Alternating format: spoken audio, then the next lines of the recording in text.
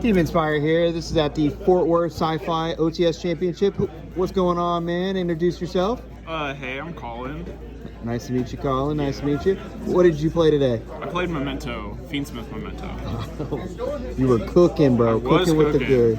Went X2, bubbled out, but it is what it is. Bro, it happens. OTS championships in Dallas and Fort Worth are like mini regionals. So they are. The DFW's one of the best what Team Inspire one fucking ad. So yeah, exactly.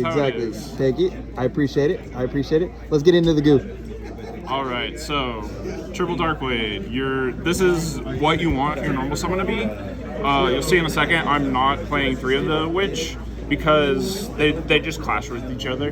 Like this is a more searchable normal summon because of Rhoda. So like I followed Vlad from Euro's idea, just played 3 of the Witch, or 1 of the Witch rather.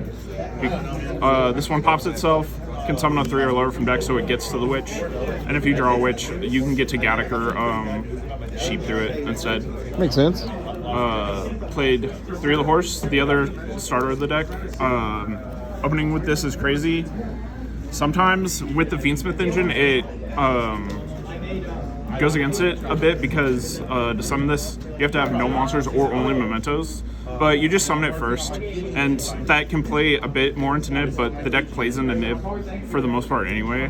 And you can get to Caesar, but like it almost never comes up to get to Caesar before Nib. Makes sense. So it's a risk, but it's like not too big of an extra risk. And you can play through Nib pretty well as well. Like I said, 1 Anguish, a decent starter, but the problem is, like I said, these 2 can clog your hands. If you see both of them at the same time, there's kind of nothing to do with the Witch. So you just cut it down to 1. Goblin. After next set, this goes up to 2 because they have the new Goblin Biker card that gets this. And this can full combo on its own now because of Gaddock and Sleep. Yeah, the card that can search Upstart too? Yeah. 1 Mace. I've been thinking about playing extra maces because it is a bestial hit and it's pretty integral to the combo because you need it to get... It's the only one that searches in the deck that searches spells and monsters, so it's pretty integral being there. And you also need it for your end board because you can use it to Snatch Steal and like link off with IP and usually making Herald of Mirage Lights, and this is the only Fairy deck that you use for Mirage Lights effect. 1 Sleepy, the new one, summons itself from hand and then fuses immediately. It's insane. It is like the reason the deck is able to combo now, like so well. It also on destruction, like Foolish is an extra. So sometimes you'll fuse, not use itself, and then like keep it around, and then like if you make Twin Dragon, you pop it, send an extra card. Nice. 1 Gaddock, another integral combo piece. Thankfully today I didn't end up starting with it in hand ever, which can be a problem sometimes because you want to send it from deck because it's the only one that gets a effect just being sent, not just being destroyed. 1 Dragon. Dragon's pretty good because it's an inherent summon that it's not once per turn, and all it takes is 3 names being engraved, which is like super easy to do now. Then it is a non-destruction or non-targeting pop, and then the big boy. Had this banished a lot today. Next set that changes, like it getting banished isn't a problem because the new one gets back from banishment. But yeah, that's all the main monsters. That's like 15, I think. Then the Fiendsmith package.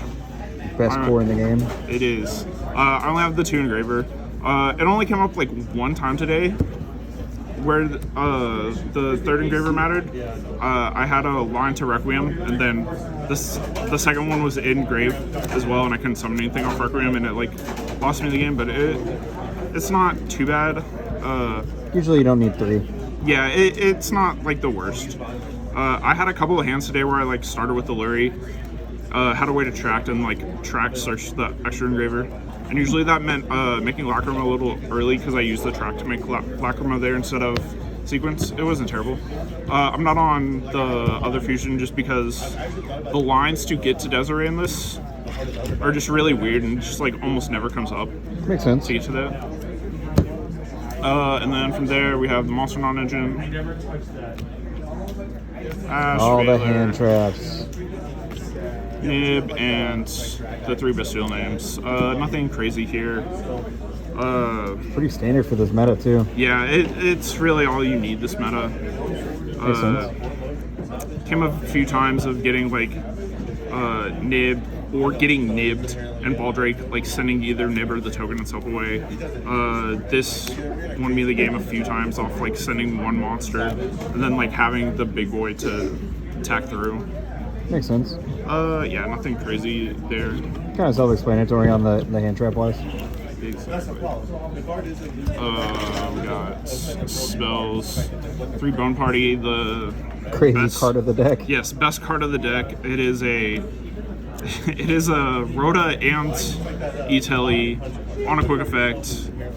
It sets up your combos and also is a way to get to Mace on your opponent's turn to take the card, including if you use Fusion, you can put the Mace back in deck and then Bone Party grab a second Mace the second time. That way you can use it to steal and to use the Mirage Light negate. 2 Fusion. I was playing 3 for a bit. Sometimes I would open with 2 in hand and it just wasn't necessary. I'm not playing either the trap in the main deck. I tested with the Apo E one. Didn't love it, and then I'm playing the other one on the side just because it doesn't come up too much. 1 Field Spell. Field Spell is crazy. You get it off the new Fusion, or you can get it off Mace. If you draw it, it's not the worst thing in the world. Lets you reset Bone Party or Fusion in the end phase. And it turns your monsters into Ancient Gears, which like never comes up, but like they can't spell trap you and when you battle. 1 Tract. If I was playing the 3rd Engraver, I'd probably play a 2nd Tract because it came up a few times where I'd find Tract Engraver in hand and then like the Engraver was just stuck in hand. Talents. I like only playing Talents at 1 just because if you ever get to the situation where you need to activate Talents to draw, and then you draw the 2nd Talents, you're usually losing at that exact moment because it just dead. It's like Pot of Desires and a Desires. Yes. Rhoda, an extra starter into the deck. It plays into Droll, but like most people aren't manning Droll, and like a lot of the deck plays into Droll anyway. It doesn't come up that often. It's called by. It's called by. 1 Cosmic. This came up. Shout out to Sterling, our head judge. I was asking him about chaining my side deck. I needed to take 1 card out of the side deck to put an extra deck card in there, and he was like, instead of taking a card completely out, put 1 in the main deck, and Cosmic is like the one that just comes up enough, and it came up like 1 time in game 1, and most games I sided in the other 2 during, if I was going 2nd anyway, and then Imperm. Makes sense. And then Imperm's Imperm. It's a 42 card deck. Like I said, if I had the extra Engraver, I would put it and Tract in. I'd probably take this Cosmic out and go to 43. I think 43 is a good number usually. 4 extra. 2 of the new guy. This card is insane. Has 3 effects. All 3 are like mandatory. Banish itself from graveyard, add Field Spell. On summon, dump 3 names from either deck or extra deck. So you dump the extra one to get 2 Field Spell. And then as a quick effect, it can target mementos and cards your opponent controls, pop them all, and then that usually triggers Field Spell to float down into something. And it's an inboard piece. You summon it off the big guy on your opponent's turn, and then just start popping, which breaks a lot of boards. 1 Twin Dragon. You only need the 1 because usually when you're using Fusion to make this, you put this one back if you've went through it in the combo, and then you make it during your opponent's turn. It's an extra way to get to Mace or Goblin, which both have effects on your opponent's turn. And it's an extra float because if it gets popped, it floats into a 6 or lower. Then Fiendsmith stuff. Yep. Nothing too crazy here. This is the other deck that really takes advantage of Area Leader besides Ubel, because you can send Goblin if you don't have a starter, or Gaddock if you do have a starter but you have one engrave, and then you go through Cross Sheep and you summon, you like make Cross Sheep with this into the sequence you used to make it, and then you just bring this back by banishing Blackmar Engraver. Makes sense. Mirage Light, Spell Trap Negate, hits a lot of decks really good. A lot of decks want to side into evenly against you, and you end on this, and you end on IP as well. And even if they have a second evenly, you just you make SP before they go to the battle phase. Then you banish combined into SP, and then you are totally fine just like banishing that. IP, SP, Cross Sheep. Apo comes up a lot, especially now that I'm not playing the Apo trap.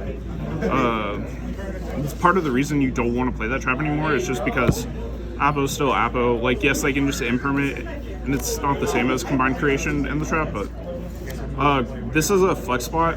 I decided not to main the Beatrice because it only really comes up when I've sided in all the angel targets. So I never made Chimera today. I think it was the only thing in the extra deck I never made.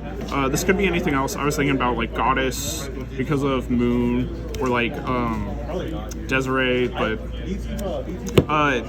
Memento Fusion can make this because it does not say you need to make a Memento monster. You just need to make monsters with Mementos, and so it can be like Disruption, just doesn't really come up.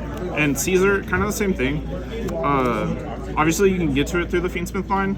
Just I never found it necessary to make because you normally want to go through the Mirage Light IP line instead, which you just don't have enough bodies to do all three. Makes sense. And then side deck, we have Droll. It's crazy this format in certain matchups. Lancia. So this is a local pick because we have a lot of Ritual Beast Fiends, and they just lose the game the second you Tell me I got shifted 3 rounds in a row. I understand. I sided this in today against Dino. My buddy was on Dino, but for the Misk, but I auto-fired it, and I had a Cosmic set, and it like lost me the game because I couldn't Cosmic his last one. Hey. 2 Crow. I was on 3, just not necessary because the Bestials fill a similar role. It's just like extra against Fiendsmith decks. Makes sense. 2 Cosmic because the one's in main. I sided this in pretty much going second every game. I saw a bunch of like runic decks today, so like Cosmic's always good to have.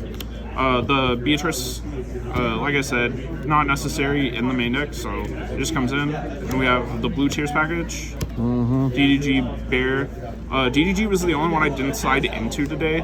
I don't love it in this deck because it banishes your own stuff too, and because a lot of your interruption is popping your own stuff, you don't want them getting banished, and so like DDG like clashes with that a bit.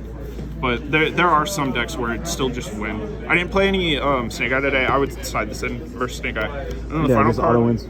What is this? Fracture Dance is crazy. This card solos Tempai. It on activation, target a card, pop it, and then if you control combined creation and non-target, pops an extra card. So it beats summoning plus Hydra. They try to go battle phase, you say still in main, pop summoning, and then they're like, okay, and then on resolution, summoning's not on field, and you non-targeting pop Hydra. Dang. Yeah, or Chandra. Yeah. Well, I mean, that's the profile. You said deck count was at 42? Yeah, 42 main deck. I can see you going to 43. Makes sense. Any shout-outs? None at the moment. Shout out to the sci-fi community here. Pretty casual, but pretty competitive at the same time. Yeah, y'all got a mix of casual and competitive. Well, good, man. Good job today, and thanks for not playing Tempai and Snake Eyes. So it's good to get the profile, brother. All right, peace.